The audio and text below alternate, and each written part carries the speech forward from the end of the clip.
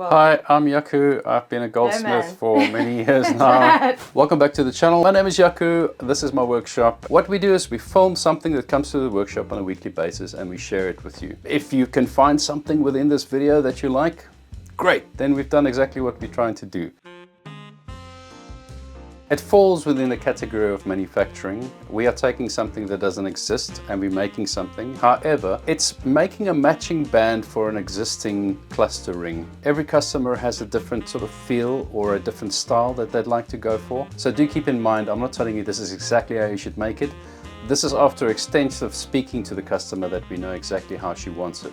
It involves a single diamond.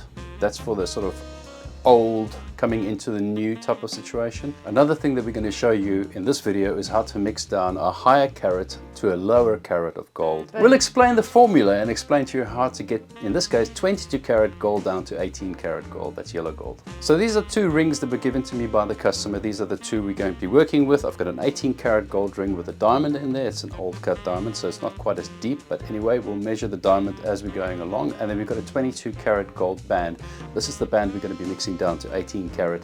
The engagement ring or the big cluster ring is an 18 karat, so we want to try and get those two golds to be the same so we've got minimal wear and tear. I opened the bottom and I bent it until the diamond basically, the claws lost its hold on it and the diamond just came out. You don't want trauma on some stones which are sensitive. I just got into doing it this way because I like to see the sort of stones have at least amount of tension on them as I'm taking them out. This is the part where we're showing you what we're working with.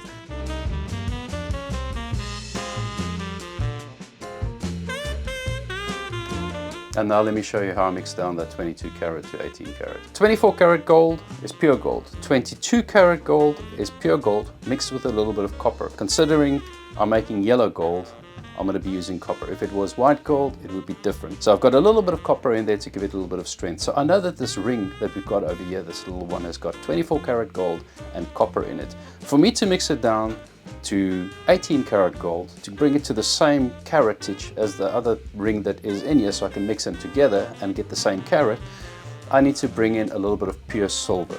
That's how I mix these things together. So 18 karat gold is essentially 75% pure gold and 25% alloy. That alloy is some copper and some pure silver. If you have any different mixes, let me know in the comments. I'd be quite interested to see what you use. It sounds so technical, it's very scientific, but it's really so simple. Let me explain to you exactly how I've done that. Weight of the item to be mixed down times its carat. So 2.52 times 22 equals 55.44. Weight of the item to be mixed down times its desired carat. So 2.52 times 18, which gives me 45.36. Difference between the two numbers, so 55.44 minus 45.36 equals 10.08. Now you divide this number with the desired carat, so 10.08 divided by 18 gives me 0.56. So I have to add that much pure silver to make the 22 karat ring into an 18 karat blob. We have had comments about this particular sort of topic where people go, well, what about the solder? Isn't that going to bring the caratage down? If you want to be safe, when you're looking at that final figure, we've got 0.52 grams. That's very, very small. But if you want to be safe, take it down to say 0.45 or 0.48, which means you allow a little bit more purity into the mix, and that way you know that you're safe. We've been taking this route for many, many years, and I have not had problems with this kind of issue. Make sure that your weights are correct. I use a diamond scale for mine to get really down to the finest little decimals, and make sure that your calculations are correct. So your calculations, double check your figures before you do any mixing. Once you've got your pure silver with your 22 karat gold, you can melt that together, then add the 18 karat to that, and you can be assured that that's all 18 karat, which is what we're looking for.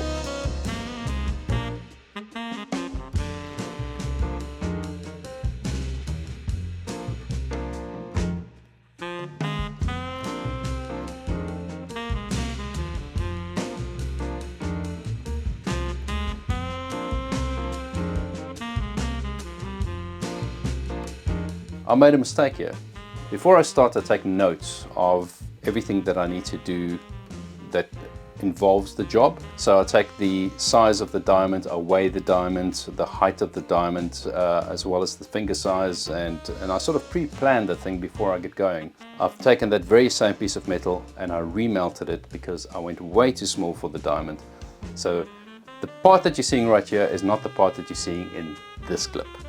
It was a very tight fit on the stone. We had like a 3.89. It wasn't a perfectly round stone, as I mentioned. It was a mine cut stone, so it's quite an old stone, something old, something new. This is where that came in. So it was about 3.85, 3.89 at places. I had to squeeze it in there with a ring that was basically maximized. So I went just over 4 millimeters on the widest part and over 2.5 on the thickness. And then from there onwards, I tapered it down. So you'll see where the diamond comes up, it elevates quite a bit to appropriately sort of house the diamond, and then it drops down to match the actual thickness of the other ring. We don't want the two rings to look like they're not from the same family. In this case, it is quite a different style, but again, this is what the customer liked. The center part, for me to be able to establish what I need there, I go a little bit further than what I need to really, and I take 8 millimeters from the center point this way and that way, and I leave this little section so that I can create a nice build up towards the stone. I know the stone's going to go in the center. 8 millimeters will give me enough space that when I bend it, that I can work it up nicely towards the top there. Just think about the gradual movement from the top down to the bottom. We don't want a dramatic drop. I used the ring bender that I've been given to bend this. The cheat code. We've got a video right here that we've done some time ago about the ring bender.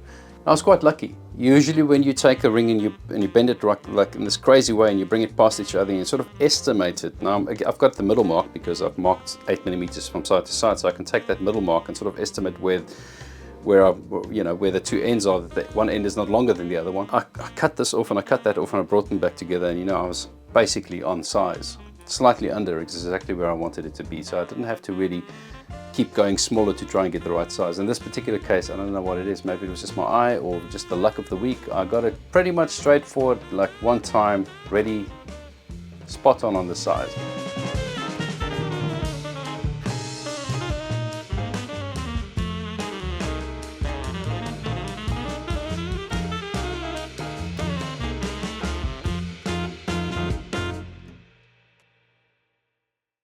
Now I take the ring that I'm making, and remember, I'm not tapering it down yet, so I have this sort of thickish kind of band at the bottom that I can play with. When you bring the one band to the other band and you're holding it together like this, you can actually see where the gaps are.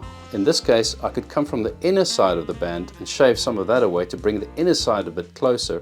It wasn't a very tight fitting band. This ring that I'm working against sort of comes up in a cone shape, so you couldn't really go right in there because we also had this diamond. We want to display the diamond. So I was very lucky that I could sort of work it down a little bit this way, and for minimal working, we got it to sit as I wanted it to sit.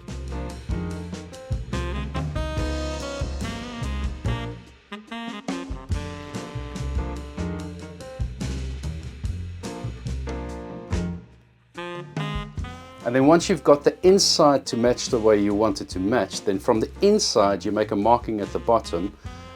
That's basically generally on the same width as the bottom of the other ring you're working with, because you don't want this ring to overwhelm that one. You want them to look about the same. So the same width on the bottom of the ring, and then from there onwards I could work the outside and shape it from there, bring it down, disguising it from this big chunky ring that we just made into something that sort of flows and become a little bit more organic. I like the word organic. Yeah. I'm doing a crater setting, a rub over, some people might say. If you have the material to work with, first set the stone, use everything you need, and then afterwards round it. Mostly that's the way I try and set my stones anyway. If you round it and you drop it, you have to go lower, which means that you're standing a chance that the stone's going to stick through. And as a lesson from us and through the trade, if something comes in and it has a point sticking through, and it goes out of your workshop into another workshop, the first thing they do is put it onto a stick and start hammering it. They can chip the stone very easily, so it's not ideal to have that.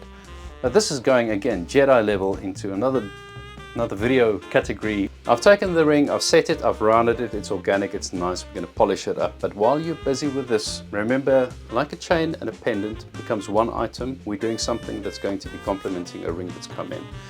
We have the other ring on the premises. There's no reason why we shouldn't have a quick look to make sure that the stones are fine. We don't have to repair it, but we can maybe point out that some of the work needs to be done as it gets to the customer. And at the same time, give it a nice polish. It's one item now. You've got two parts becoming one item. It's going to give you more impact when both rings are nicely cleaned up, so it both looks new and your customer's going to be happy. Guys, that's what I have for you this weekend. Thank you very much for watching the video. Thank you for all the support. The channel is for you. The comments steer us where we want to go, and we're glad to have you on board. Until next week Sunday, stay creative. Cheers.